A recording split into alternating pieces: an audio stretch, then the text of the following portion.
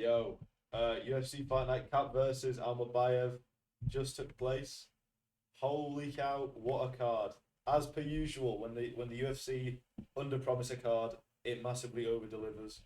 This was insane. Everywhere from the feature prelim fight to the main card. The main card was insane. It was beautiful. I can't lie, I forgot what happened in the prelims. I watched them, but I just couldn't be asked. So we're going to be starting at Mario Pinto versus Austin Lane. Austin Lane looked good in about like two moments. He did just burst forward twice, rocked Pinto a bit, if I'm remembering correctly. Tried to grapple once, I think, and then gave it up. Second round started, got absolutely chinned by Pinto. I forgot if it was towards the end or the start of it, but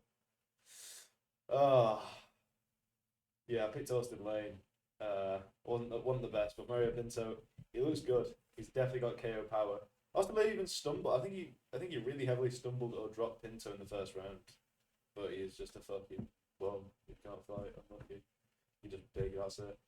But Mario Pinto, that was very exciting. Good win for his debut. Up next, Sam Patterson versus Danny Barlow. Again, personal pick of mine, Sam Patterson. Bro, if there's living proof that you should not cut too much weight in the UFC or MMA, it's Sam Patterson from getting KO'd. Who was he KO'd against like 2 years ago?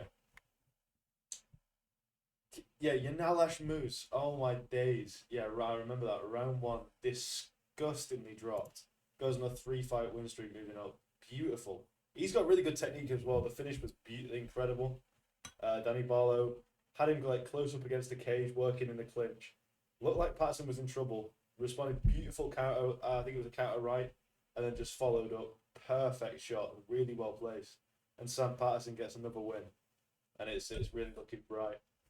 Oh, I'm so happy with that win. Then next up, Hydro Mill versus William Gomez.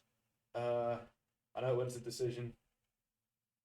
I mean, it was some people were saying robbery. I can understand why, but no as well, because Emil definitely took the second round. He looked far more busy. When you're pressing, you immediately get that leeway. When you're the one pressing and you're the one who's moving forward, and Gomez is moving backward in the second round, you're getting a leeway.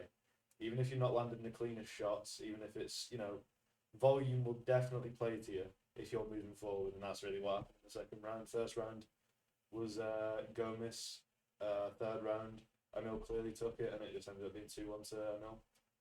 But that was that. That was the only stinker in the main card.